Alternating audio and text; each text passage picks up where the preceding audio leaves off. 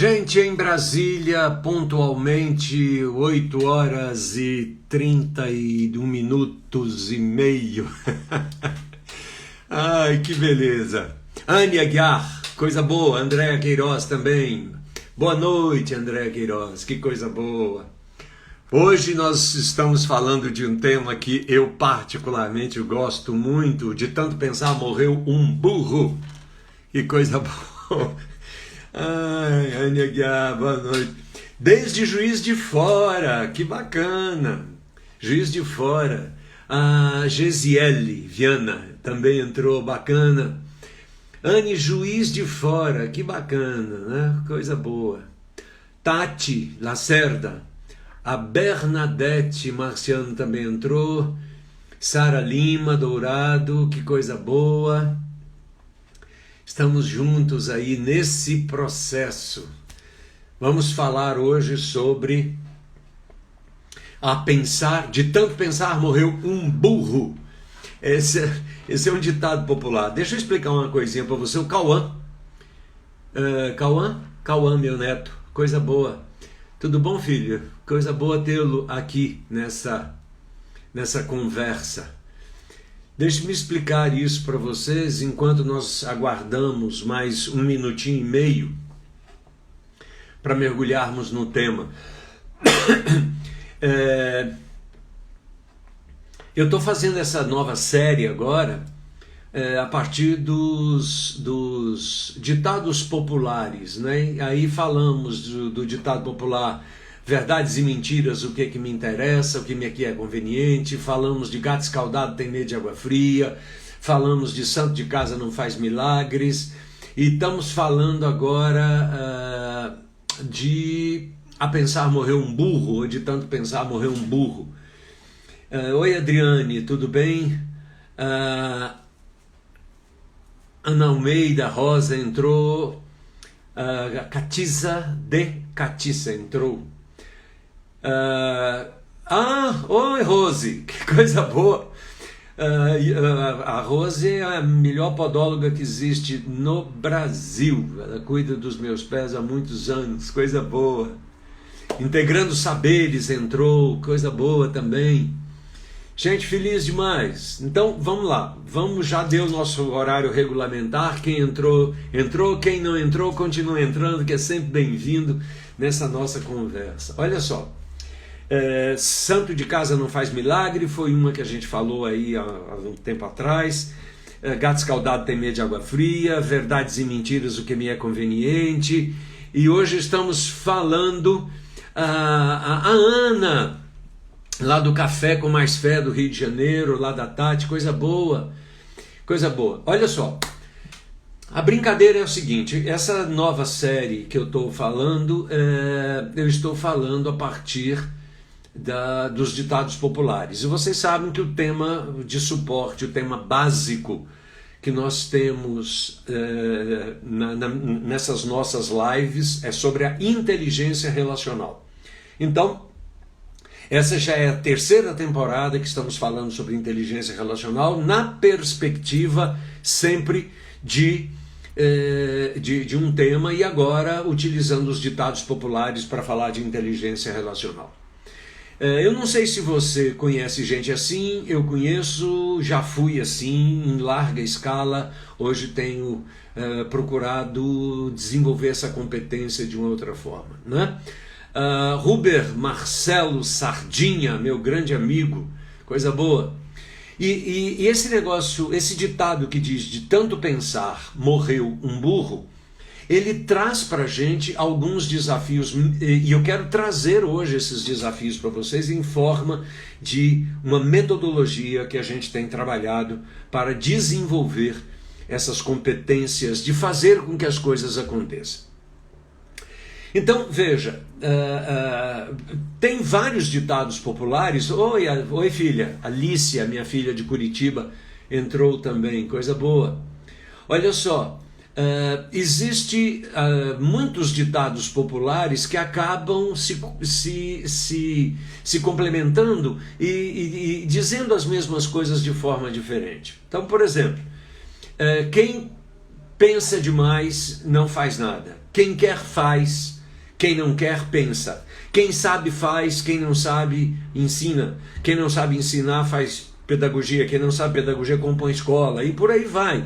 Esses ditados, muitos deles verdadeiros, outros não, muitos jocosos, outros não, muitos cruéis, outros não, mas de tanto pensar morreu um burro, traz para a gente uma das ideias mais importantes na inteligência relacional.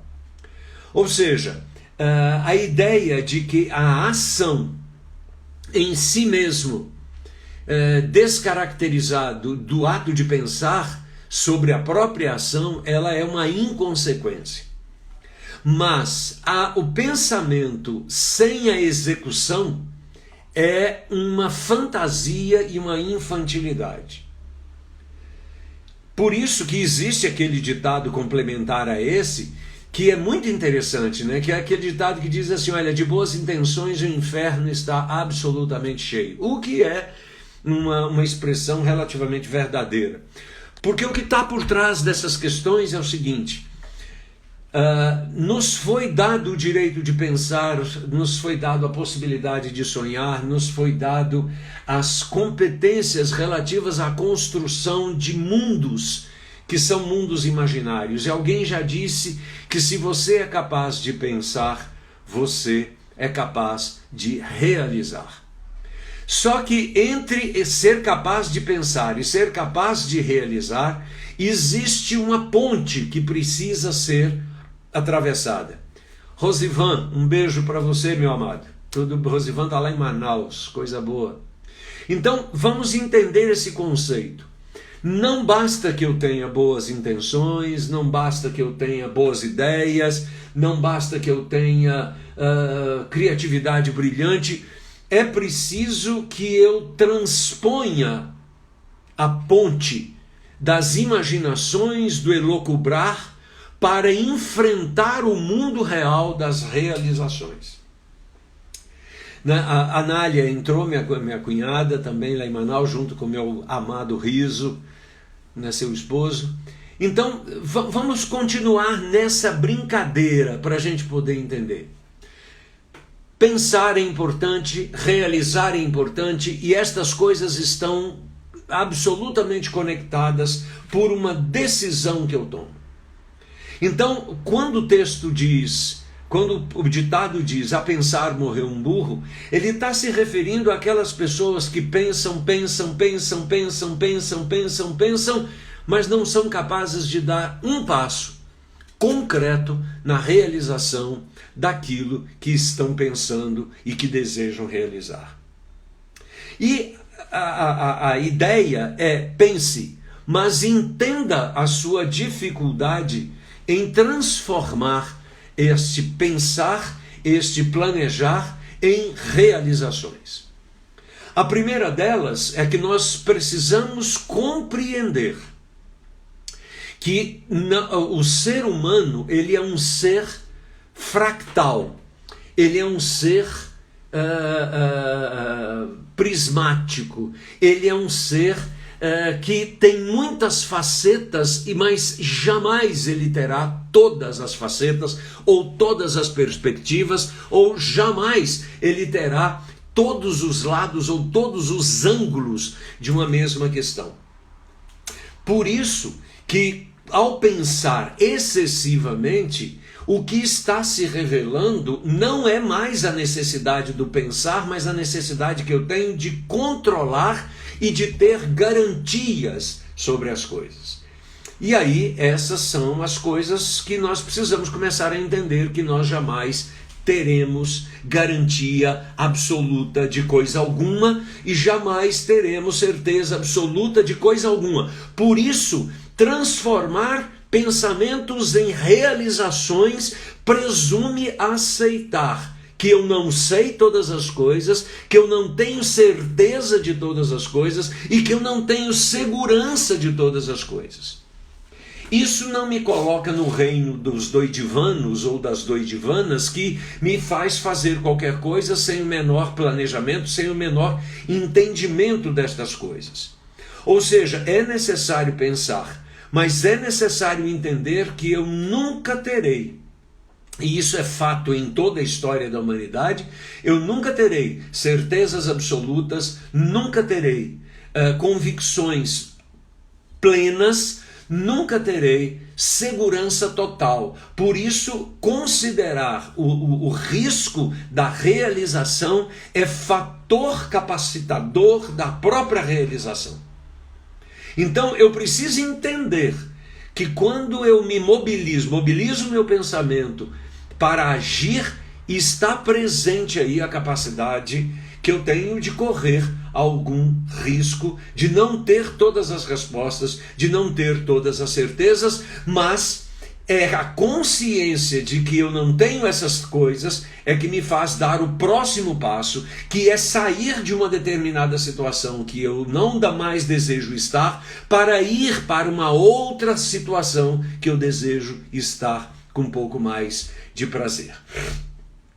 Então, esse é o primeiro elemento que nos mostra que o pensar excessivo revela necessidade de controle, necessidade de ter certezas plenas e absolutas, coisa que eu jamais terei. A segunda coisa importantíssima que a gente precisa entender é que o ato de pensar, ele é um ato absolutamente livre, porque ele presume a minha capacidade de construir o futuro. Ou seja, o futuro nasce primeiro nas nossas mentes e nos nossos desejos, para depois se concretizarem na nossa experiência externa. Agora, olha que coisa bacana. O meu futuro, na condição de protagonista que eu sou, jamais se realizará se eu não considerar aquele elemento primeiro, que é o elemento de que não tenho as certezas totais, ou seja, eu preciso abrir mão dos controles absolutos para poder protagonizar a minha história. Senão, gente, eu vou viver a história que eu desejo, mas jamais a história que eu realizei, e portanto eu passo a viver a história dos outros. Eu não sei quanto a vocês, mas eu conheço centenas de pessoas, e me desculpem o exagero aí, mas eu conheço centenas de pessoas que vivem a vida inteira sonhos dos outros. Que vivem a vida inteira atendendo expectativas dos outros, que vivem a vida inteira fazendo o curso que os outros queriam, sendo o profissional que os outros queriam, e que não é capaz de protagonizar a sua vida porque não deu aquele passo de correr o risco necessário para a realização. Eu gosto muito disso porque quando eu leio o Gênesis, os capítulos da criação, onde Deus criou o mundo, nos primeiros capítulos do livro de Gênesis, é interessante que a palavra que está escrito ali na Bíblia é: e viu Deus que isso era bom. Não está escrito ali: e viu Deus que isso era perfeito, e viu Deus que isso era definitivo, viu Deus que isso era imutável. Não, viu Deus que isso era bom. Então aqui nós temos o outro elemento para a gente ser capaz de parar de pensar um pouco e realizar um pouco daquilo que pensamos, porque é a perspectiva de fazer aquilo que é bom para nós, que é bom para os outros, que vai modificar uma determinada situação, que vai gerar bondade. Então, olha só que coisa interessante, a Ana Almeida está dizendo aí: minha primeira faculdade foi para fazer os sonhos do meu pai. E é verdade, olha, eu dei aula na universidade durante 43 anos, né? Assim, sem falhar um ano, 43 anos seguidos. E eu digo para você, sem sombra de erro, 80% dos meus alunos não queriam estar ali. Alguns eu interferi, a maioria obviamente não, mas raríssimas, eu diria que está na faixa aí dos 20%, pessoas que são capazes de realizar. Por isso que nós criamos estes elementos históricos, pessoas às quais nos referenciamos, que foram capazes de realizar as coisas. Foram capazes de realizar porque primeiro pensaram, obviamente, mas não passaram a vida pensando. Pensaram e ao pensar foram capazes de executar o que pensavam. E para executar o que pensavam, tiveram que transpor essa ponte, que é a ponte do controle, é a ponte da verdade absoluta, é a ponte do domínio completo das situações. Isso jamais será objeto da espécie humana, porque nós somos seres fractais, nós somos seres prismáticos. Nós vemos as coisas por um determinado prisma. Nós não somos capazes de ver tudo ao mesmo tempo nunca. Por isso que é em fazendo que se faz. Por isso que é em andando que se caminha. Por isso que é agindo que faz com que as coisas aconteçam. Então, nós precisamos agora, e eu quero trabalhar com vocês um pouco mais esse conceito, para nós descermos ao processo metodológico de cruzar essa ponte, para nos aliviar um pouquinho de pensar e não realizar nunca. Então, já falamos um pouquinho do medo de correr riscos, e o correr riscos é inerente a quem quer realizar. A outra coisa é que ao realizar, ao pegar o meu pensamento e transformá-lo em uma ação concreta, e esse protagonismo passa a ser um protagonismo meu. E não um protagonismo do outro, e não um protagonismo que eu me associo, eu pego carona no sonho do outro. E veja, e muitas vezes nós fazemos isso, nós pegamos carona nos sonhos e nos desejos das outras pessoas.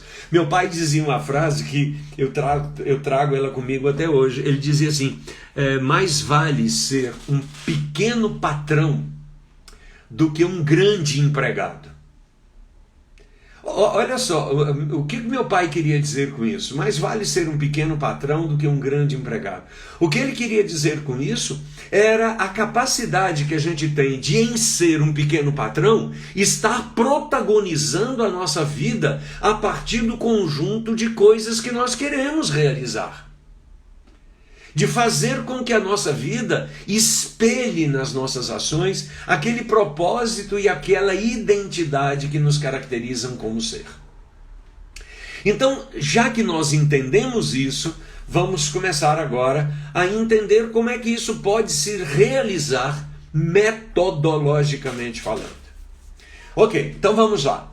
Metodologicamente falando, o primeiro passo na protagonização da minha vida, no sentido de realizar os meus sonhos, realizar os meus desejos, é ter a intenção de fazê-los.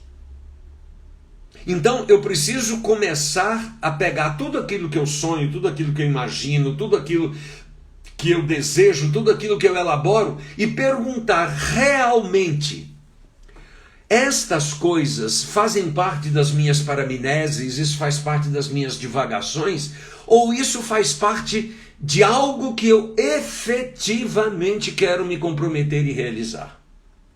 Então esse é o primeiro ponto, que é o ponto que nós chamamos de fase das intenções.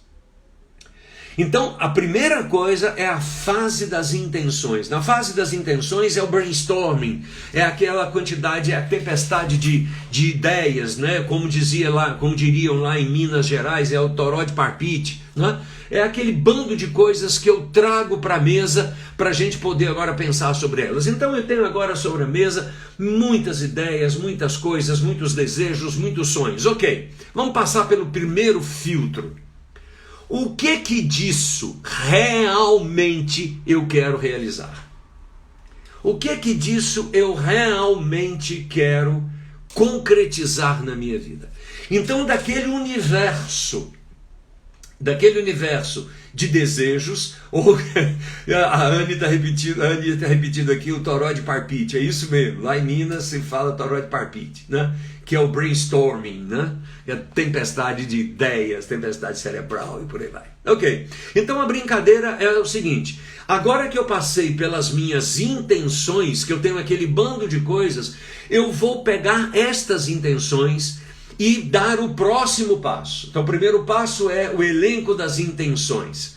O próximo passo agora é daquele conjunto de intenções que eu tenho, a quais intenções eu vou dar a minha atenção. Tchan, tchan, tchan, tchan. Tchan, tchan, tchan, tchan. Olha que bacana. Se num primeiro momento eu tenho as minhas intenções, no segundo momento agora eu preciso dar atenção. Atenção é o seguinte: eu vou pegar as minhas intenções e selecionar algumas para as quais eu vou olhar. Eu vou olhar com mais cuidado para estas intenções que agora viraram atenções. E aí tem uma mágica, e esse segredo eu só vou contar para vocês que estão assistindo essa live. Essa mágica é maravilhosa, porque essa mágica tem um número.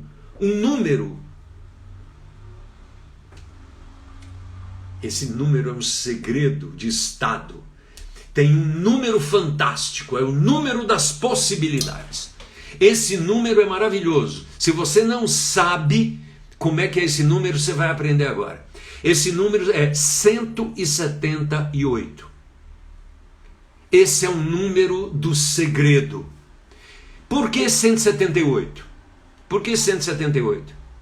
Por que esse número é o número do segredo? Esse número é o número do segredo, e eu estou brincando com isso, porque você só consegue dar o próximo passo se você entender o número 178. Ok, olha só, vamos lá. Primeiro eu pego as minhas intenções, o meu toró de parpite, coloco em cima da mesa. Dessas intenções todas, eu elejo algumas para as quais eu vou dar atenção. Vou dar atenção significa eu vou olhar para elas com um pouco mais de cuidado, com um pouco mais de carinho, com um pouco mais de visualização de contexto. E agora eu descobri o número mágico, 178. Que número é esse? É o número que você obtém quando você multiplica 24 horas por dia por 7 dias da semana, o que dá 178. Por que esse número é mágico? Porque a sua vida precisa caber em 178 horas. Se a sua vida não cabe em 178 horas, você está vivendo ou uma patologia do exagero, ou você está vivendo a mediocridade da fantasia. Então, veja, primeiro passo, intenção. Segundo passo, atenção. Agora vamos nos preparar para o terceiro passo. O terceiro passo, para que eu me prepare para ele, eu preciso descobrir o número mágico, 178. O que é 178? É a quantidade de horas que você tem disponível durante a semana. Se você olha para a sua semana de 178 horas e você descobre que lá tem muito buraco, você está vivendo uma fantasia. Se você olha para a sua semana e descobre que a sua vida não cabe lá dentro, você está vivendo uma neurose maluca. Portanto, a sua vida tem que caber dentro das 178 horas. Aí a gente volta para a atenção. Eu não posso dar atenção para coisas que não caibam na minha agenda. E aí, estas 178 horas exigem de mim que a minha visão seja colocada numa perspectiva temporal. Por exemplo, eu vou trabalhar os próximos 6 meses. Então eu vou fechar a minha visão para os próximos 6 meses, e aí eu vou trabalhar 4 níveis, coisas que eu preciso fazer hoje, coisas que eu preciso detalhar para fazer daqui a 2 semanas, coisas que eu preciso detalhar na sua ideia, e coisas que eu posso sonhar. Por isso eu sonho, projeto, detalho e atuo. H0, H1, H2 e H3 são os horizontes que a gente tem. H0 é agora. H1 é aqui uma semana. H2 é o que eu preciso planejar. E H3 é o que eu vou pensar, que eu vou sonhar. Então veja, eu não posso realizar tudo nesta próxima semana. E aí nós cometemos alguns erros. Eu conheço gente que levou 20 anos para emagrecer, para engordar, e quer emagrecer em uma semana. Aí você vem com os exageros malditos. Os exageros malditos é quando eu quero me empanturrar de coisas a fazer, e aí eu arrebento a minha agenda, eu arrebento as minhas relações, eu arrebento tudo. Então vamos lá, primeiro, eu peguei as minhas intenções, selecionei algumas delas e elas viraram coisas para as quais eu dou a minha atenção. E agora, as coisas que eu vou dar as minhas atenções, e vou considerar o número mágico de 178 horas que eu tenho disponível na semana, e vou pegar essas 178 horas e começar a categorizar. Porque existem dentro destas 178 horas responsabilidades personalíssimas que eu tenho que cumprir, e não depende da minha vontade, mas depende da minha sanidade. Por exemplo, existem funções personalíssimas na minha vida que só eu posso fazer. Eu vou contar algumas para vocês. Por exemplo, existem coisas na minha vida que só eu posso fazer. Eu não posso delegar isso para ninguém. Gente, eu não posso pedir para alguém dormir por mim. Então, das minhas 178 horas, eu já tenho que tirar algumas que dizem respeito ao meu sono. Eu não posso dizer assim, gente, olha, vamos fazer o seguinte, enquanto eu estou fazendo essa live aqui, eu vou pedir para alguém fazer xixi por mim. Vamos pedir alguém para fazer xixi por mim. Gente, não dá. Xixi é uma função absolutamente personalíssima. Ninguém pode fazer xixi por mim. Então você pega as suas 178 horas e você coloca agora, já elimina, por exemplo, 8 horas por dia, que são as 8 horas de sono que você precisa ter. Elimina o trânsito que você gasta em média na sua vida, a sua locomoção, para você entender que se você termina uma reunião às 10 horas, você não pode começar a outra reunião às 10 horas, porque você tem um movimento aí. Então comece a entender que você não pode realizar tudo em uma semana, mas você só tem 178 horas na semana. Então, aquelas coisas que eu tinha intenção de fazer e que agora eu estou dando atenção, elas precisam ser objetivadas. O que é objetivação? Objetivação é a capacidade de eu começar agora a traçar os passos que vão caber dentro da semana daquilo que eu vou realizar. E aí eu assumo o compromisso de, ao pegar as minhas intenções, dar atenção a elas e agora objetivá-las. Quando eu vou objetivá-las, aí sim eu me cerco das informações executantes.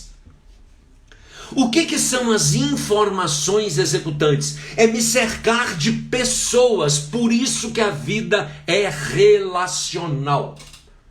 É me cercar de pessoas que podem me ajudar em coisas que eu não sei. Por exemplo,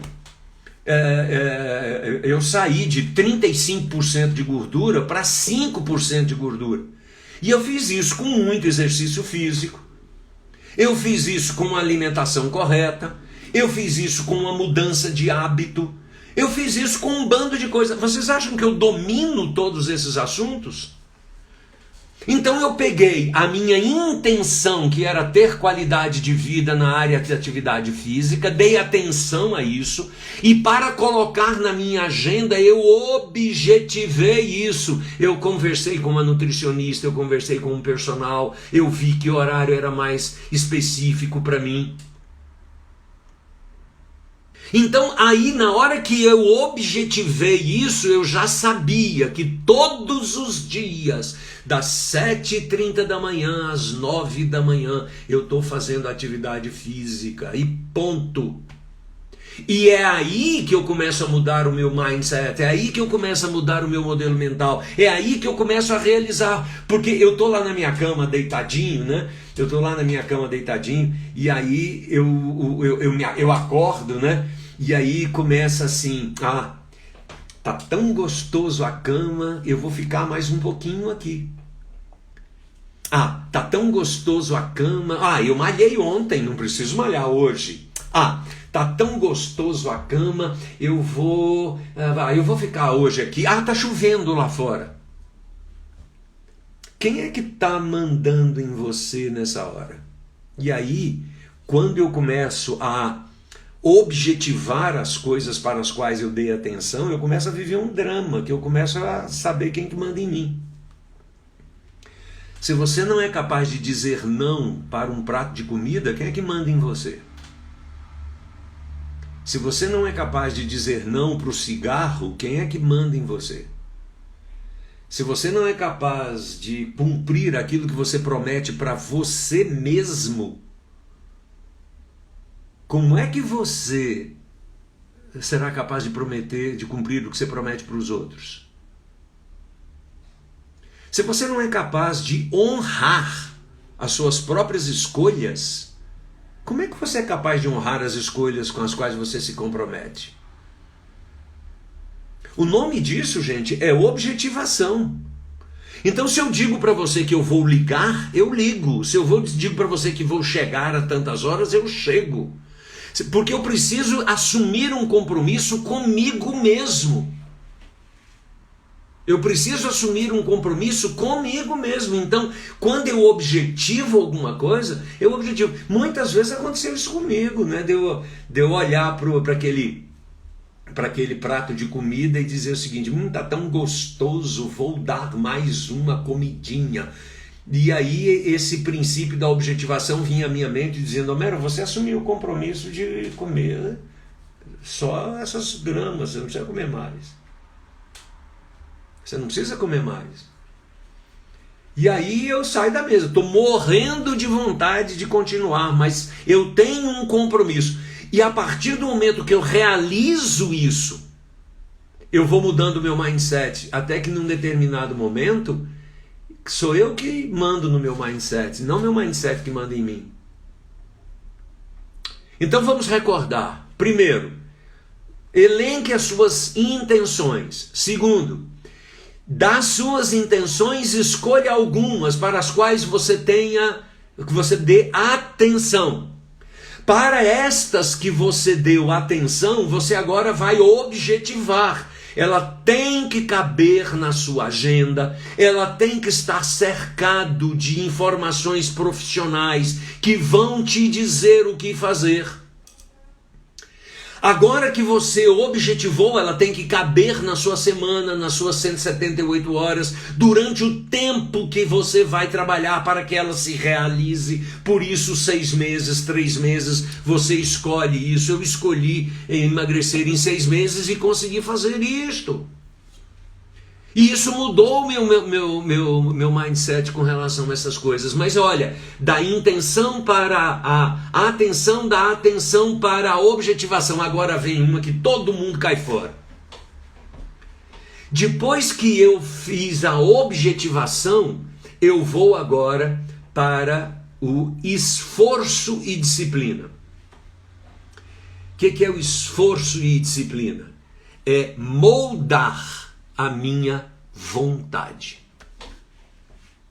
Moldar a minha vontade é ser capaz de fazer as coisas que eu me determinei fazer, que eu planejei fazer, que cabem na minha agenda, para a qual eu estou moralmente comprometido. Realizar o esforço contra a minha vontade. Contra a minha vontade. Teve uma época que, isso quando eu comecei a escrever, isso já tem uns 30 anos, eu fiz uma promessa para um aluno meu. Eu estava dando uma aula e um aluno, isso tem mais de 30 anos, deve ter uns 35 anos, eu estava dando uma aula e o aluno virou-se para mim e disse: professor, para o senhor é muito fácil, o senhor manda a gente ler as coisas, mas o senhor não tem compromisso nenhum de ler isso e a gente é que fica se ferrando aqui. Aí no meu ímpeto naquela época eu disse para ele o seguinte: olha, eu faço um desafio a você. Você só vai ler aquilo que eu escrever. E eu me comprometo a escrever um capítulo desta matéria por semana, se você se comprometer a ler esse capítulo durante a semana. Eu não sei se eu fui impetuoso ou se ele foi impetuoso, só sei que nessa brincadeira toda ele diz, eu topo. E foi aí que surgiu o meu primeiro livro, chamado A Teoria da Decisão. E daí para cá já foram centenas, com todo exagero metodológico que esse número quer dizer. Mas vamos entender então, essa é a parte que faz a diferença. A intenção é o pensar, toró de parpite, brainstorming. A atenção é onde eu pego as intenções e escolho o que eu vou dedicar o meu olhar. A objetivação é fazer com que isso caiba na minha agenda, que isso caiba nas informações, que isso caiba no meu compromisso. Aí, Anne, vem o quarto que você botou uma interrogação aí, que é o esforço e disciplina. O quarto elemento é esforço e disciplina. O que é esforço e disciplina? É o momento que você molda a sua vontade.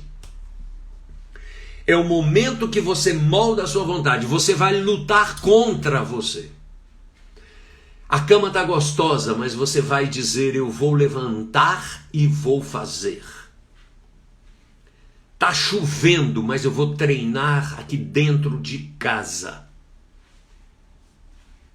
É um risco, mas eu vou trabalhar e vou fazer isso dar certo. Eu vou vender o meu carro, mas vou começar o meu negócio hoje. E vai dar certo porque eu vou fazer dar certo. Ah, mas porque veja, eu não posso ter tudo ao mesmo tempo, o tempo todo. Então lembra que no início da nossa conversa eu falei do risco e das incertezas? Porque os riscos e as incertezas fazem parte de quem quer chegar no topo da montanha. A Anne está fazendo aí essa relaçãozinha. Então vamos lá, ó. A intenção, atenção, objetivação, esforço e disciplina. Esforço e disciplina é quando eu olho na minha agenda, está escrito lá, você prometeu malhar todos os dias, então está na hora. Ah, mas eu estou cansado. Vai com cansaço mesmo. Ah, mas tá difícil. É para estar difícil mesmo. Eu fiz trekking na Patagônia durante muitos anos, né? E fomos lá 3 vezes em Torres del Paine, etc., caminhando, uma caminhada terrível. E é interessante que na primeira vez que eu fui, a gente não tinha a menor ideia do que era aquilo, a gente começou a andar, estávamos lá no Los Cuernos, que é um abrigo, né? E saímos andando para chegar lá no... Não, peraí, Anne, melhor ser um pequeno patrão do que um grande empregado. É isso mesmo. Aí nós fomos andando, e tinha um cara com a gente, um amigo, não era um amigo, a gente conheceu lá, um paulista, ia andando com a gente, e a gente andando. Aí nós chegamos na base das torres, e ele virou-se pra gente e disse, gente, vocês me desculpam, eu não vou em frente, eu não aguento mais. Mas eu digo, cara, você já andou 8 horas, está faltando um pouquinho, talvez umas 2 horas para a gente chegar no lugar mais bacana do mundo. Ele diz, eu não dou conta, etc. E voltou. Gastou mais 6 horas, ou sei lá, eu voltando para o abrigo, e aí eu, com o meu grupo, a gente conseguiu andar. Cara, foi uma das subidas mais infernais que eu já tive na minha vida, porque era só pedra, quase que uma semi-escalada. E aí subimos, a hora que a gente chega lá em Torres del Paine, nas torres propriamente dito, é uma das paisagens mais lindas que eu já vi no mundo. É um lago glacial que fica entre 3 grandes monolíticos extremamente grandes. Aí nós voltamos para o abrigo. Quando chegamos no abrigo, ele estava lá, e aí eu disse para ele, olha, entre o lugar que você voltou e o topo da montanha eram 500 metros. Foi extremamente difícil, a gente gastou mais 1 hora, mas valeu tudo. E ele estava lá, cara, eu estou extremamente arrependido.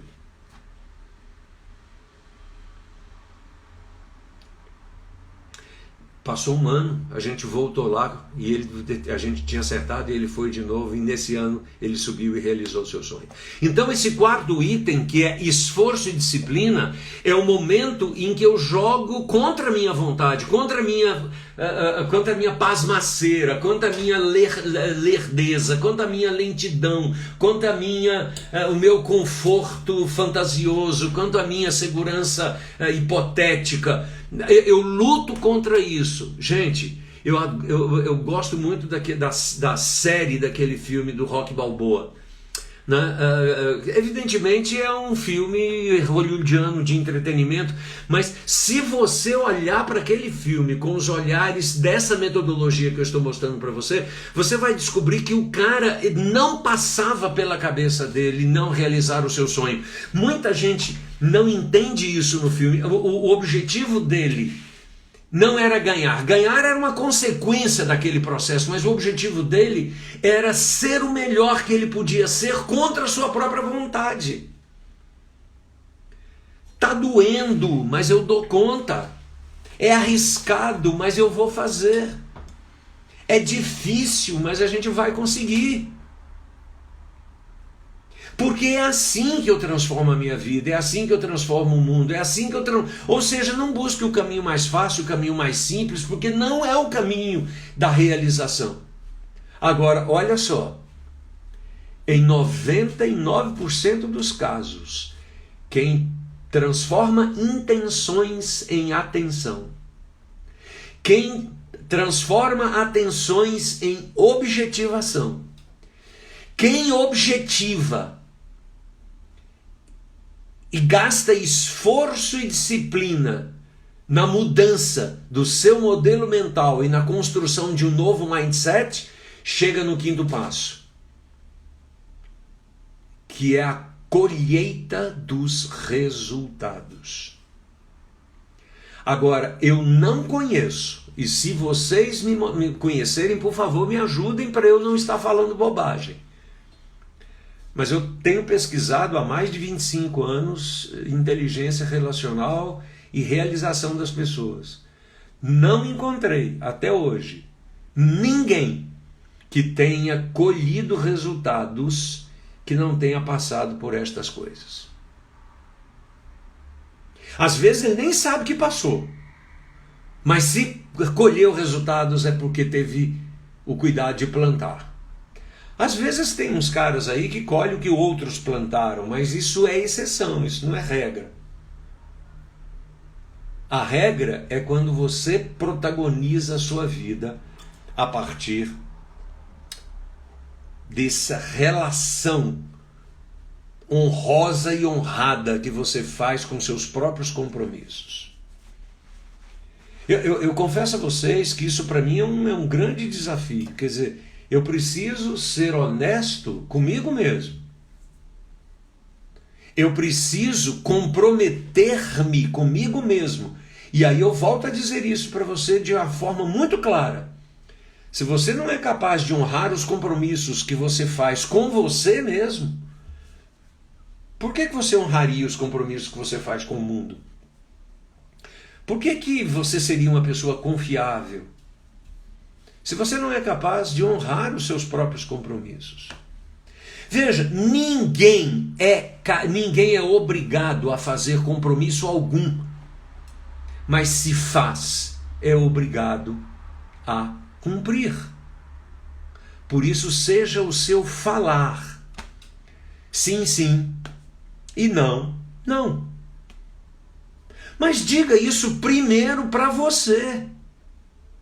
Diga isso primeiro para você. De pensar, morreu um burro.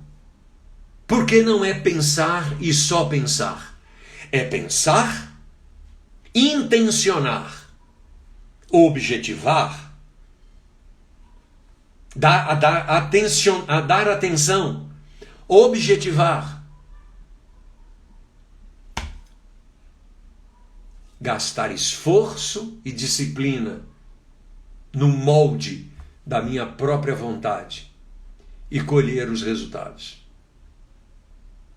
Esse é o desafio da metodologia. Eu quero te desafiar a tirar aquele sonho da gaveta. Tira o sonho da gaveta. Bota ele em cima da mesa. Objetive em cima dele. Dê atenção a ele, objetive. Faça caber na sua agenda. E realize diariamente, com esforço e com disciplina, que você vai colher os resultados. Gente, eu nunca vi nenhum alpinista chegar no topo da montanha se não for escalando. Eu nunca vi nenhum campeão de coisa alguma conseguir resultados sem muito treino, sem muito esforço, sem muito isso, sem muito aquilo. Eu gosto muito do exemplo dos atletas olímpicos, né? Os caras treinam 8 horas por dia durante 4 anos para poder chegar no final e chegar na frente. E durante alguns segundos alguém diz: olha, você é o melhor do mundo nisso. A gente fica muito ligado nesses caras, né, que ganham medalha de prata, medalha de bronze, medalha de ouro. Mas quando eu olho para o universo e o número de pessoas que conseguem chegar numa Olimpíada, meu amigo, não importa o lugar que você chegou.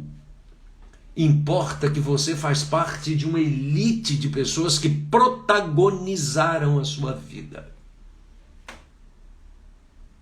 Imagine, nós temos 7 bilhões e meio de pessoas no planeta.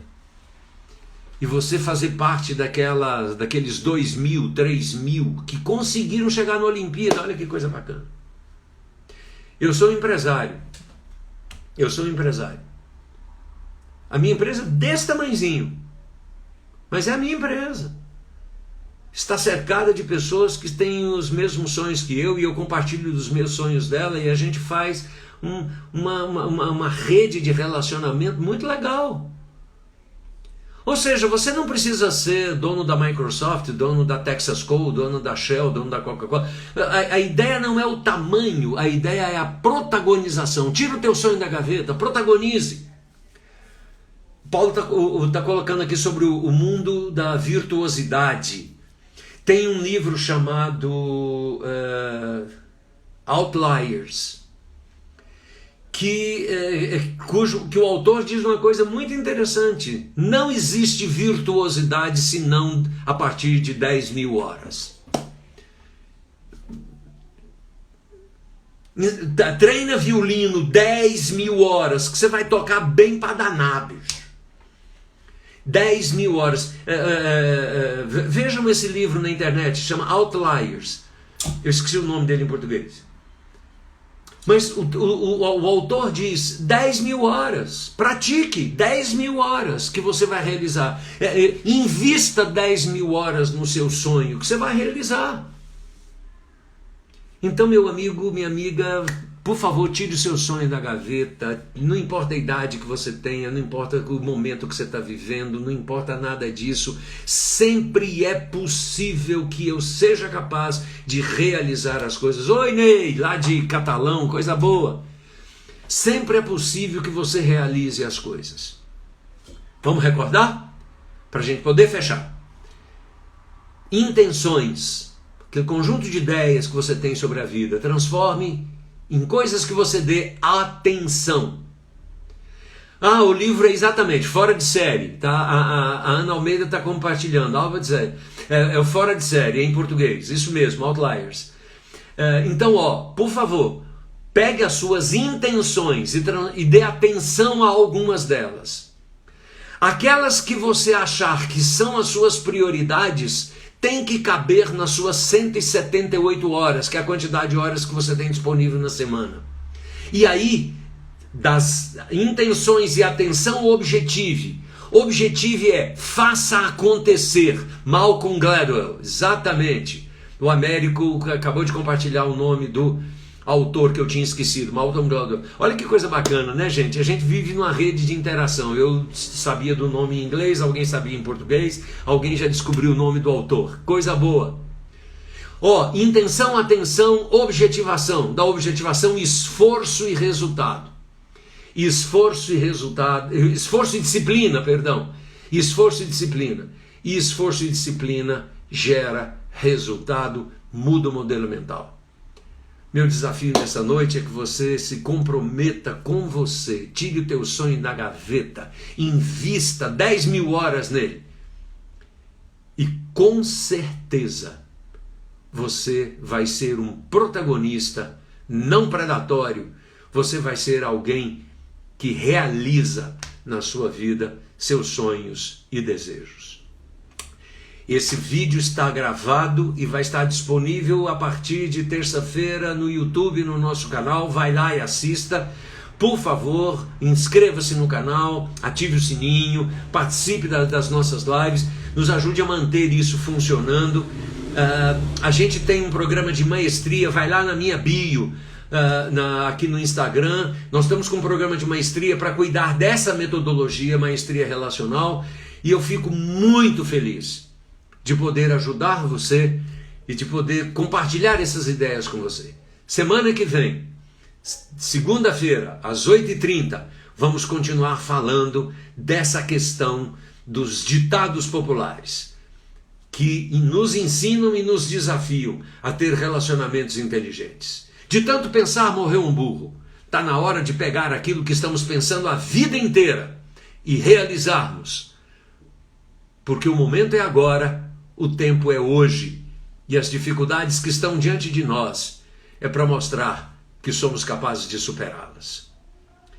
Deixo você aí na sua casa, em paz, com o coração, espero que mobilizado, porque eu estou inspirado em poder ter o seu respeito e ter a sua audiência nessas conversas. Um grande beijo, a gente se vê semana que vem, às 8h30. Beijo, gente!